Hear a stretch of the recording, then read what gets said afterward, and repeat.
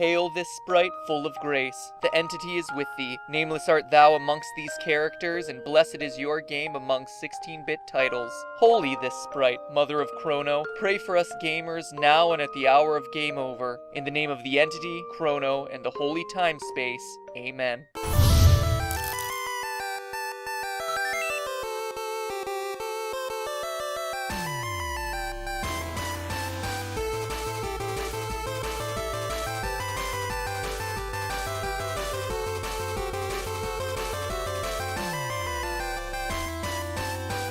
Hello, Internet. Welcome to Game Theory, the show that verges on blasphemy for the sake of a clever opening. Now, it's no secret that I love me some Chrono Trigger. I've gone on record to say it's tied for my #1 game of all time, and even made the first episode of this series all about how it portrays time travel because of my deep, manly affection for it. But not once, in the countless times I've time-hopped my way to stopping the end of the world, did I ever see the real story behind Crono and his pals. Here I was, foolishly believing I was drag racing through a post-apocalyptic garbage heap, or dueling against an ambiguously sexed mage, when in actuality I was reenacting the story of Jesus Christ. How could I have been so blind, right? Forgive me for missing the obvious clues here. How could I have possibly forgotten the verse in Leviticus where Jesus challenges the mutant Hot Wheel to a race? Or that part in John chapter 2 where Jesus kills the dinosaurs? Or that oft-forgotten psalm where the nuns transform into...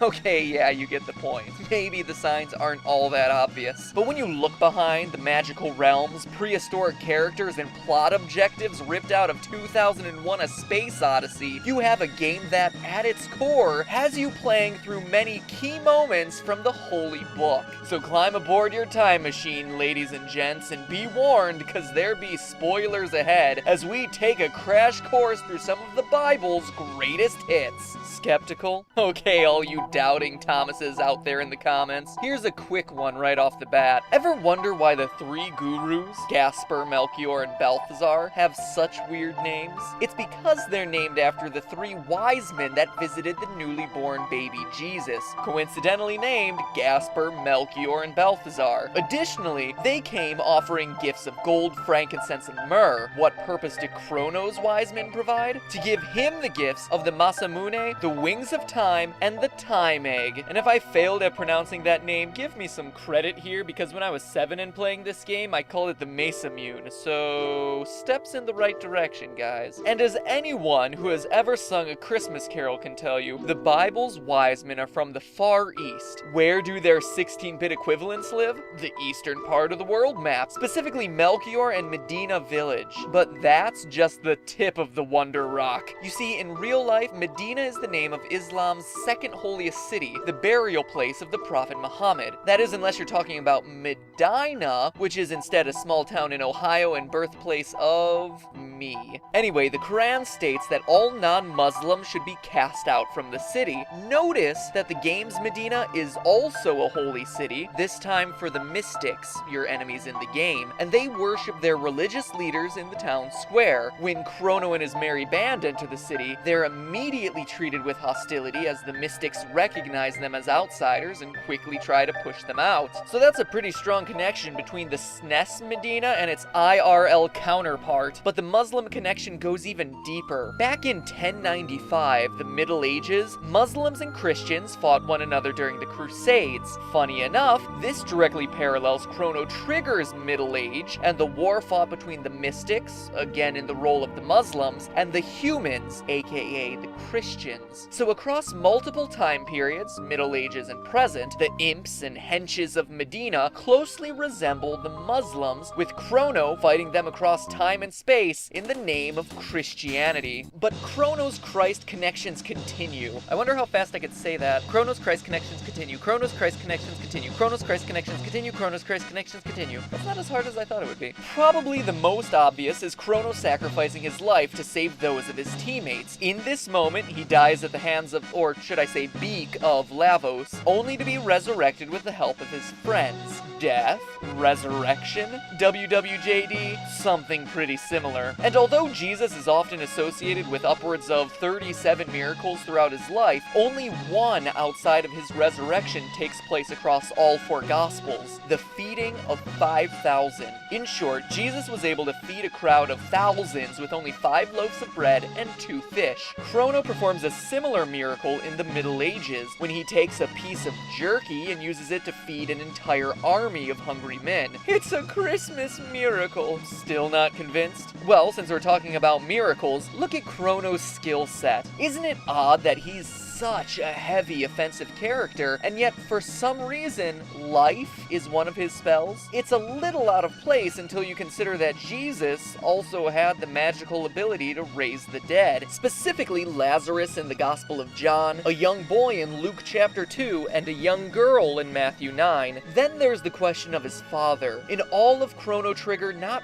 once is our hero's father ever mentioned. They could have just said that he died in a war or left home. Instead, Squaresoft chose to leave his parentage a mystery. Could this be a subtle nod to Jesus being born of a virgin? The Virgin Mary? Maybe, maybe not. But let's also consider the circumstances leading to Jesus' death. He had a Last Supper, was betrayed by a friend, tried for false crimes, and sentenced to die by the will of a group of Jewish men looking like this. What happens to Crono? He has a Last Supper, gets betrayed by a friend, tried for false crimes, and is sentenced to die, all by the will of a corrupt man looking like this. And let's not kid ourselves, Yakra sounds pretty Jewish. One, maybe 2 of those things? Coincidental, yes. All of them happening in the same game? Coincidence? I think not. Now, I know what you're thinking. Man, this show is good. To which I say thank you, I do my best. But the rest of you are probably thinking something along the lines of, well, Christ imagery is used in a lot of stories, so what makes Chrono Trigger different? The answer to that, bizarrely enough, rests with Lavos, the alien parasite that falls from the heavens only to embed itself into the earth and destroy most of the human race. As unbelievable as it sounds, that story actually exists in the Bible. Revelation chapter 8,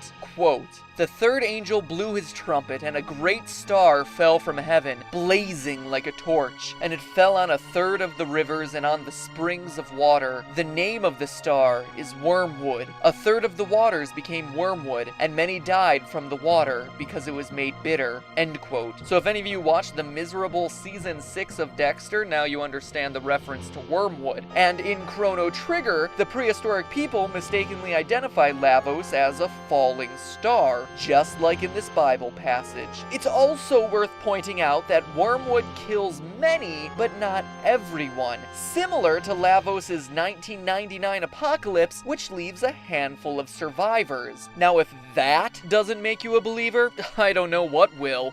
Oh, yes, I do. Let's talk about Schala. Schala?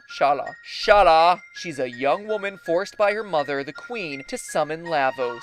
She's a girl clad in purple who's eventually absorbed into the alien beast, riding atop it as Lavos evolves into the Dream Devourer in Chrono Trigger DS. She's an innocent, forced to do evil, and serves as our final and strongest link to our Bible adventure. From Revelations chapter 17. "So he carried me away in the spirit into the wilderness, and I saw a woman sitting on a scarlet beast, which was full of names of blasphemy, having 10 horns. The woman was arrayed in purple and scarlet. The angel said to me, 'I will tell you the mystery of the woman and of the beast that carries her. The beast you saw was, and is not, and will ascend out of the bottomless pit and go to perdition. And those who dwell on the earth will marvel, whose names are not written in the book of life from the foundation of the world, when they see the beast that was, and is not, and yet is. The 10 horns which you saw are the 10 kings who have received no kingdoms as yet, but they receive authority for 1 hour as kings with the beast. These are of one mind, and they will give their power and authority to the beast. These will make war with the Lamb, and the Lamb will overcome them, for he is Lord of Lords." A beast that exists and does not exist sure sounds like a creature that travels through time, space, and dreams. 10 horns representing 10 kings, oddly enough, coincides with Lavos' 10 forms, where he adopts the attack patterns of all your previous bosses. The fact that they receive authority for 1 hour as kings with the beast seems like a direct parallel with Lavos only mimicking those bosses rather than them actually appearing, a la a boss rush like at the end of a Mega Man game. And of course, a woman arrayed in purple and scarlet riding atop the beast. Mind blown. And that's not even addressing the Mammon Machine, the godlike entity that controls the time gates, and the parallels between the prehistoric timeline and the Book of Exodus. Trust me, I had a great section all written out about that, and now I can't use the joke, "Let my people go! Roar!" And I'm sure there's more. Lots more. So play the game a second, third, 55th time, and see what you can come up with. Because stuff like this, while convincing, can't become a fact until it's proven beyond a reasonable doubt. Until then, it's just a theory. A game theory. Thanks for watching.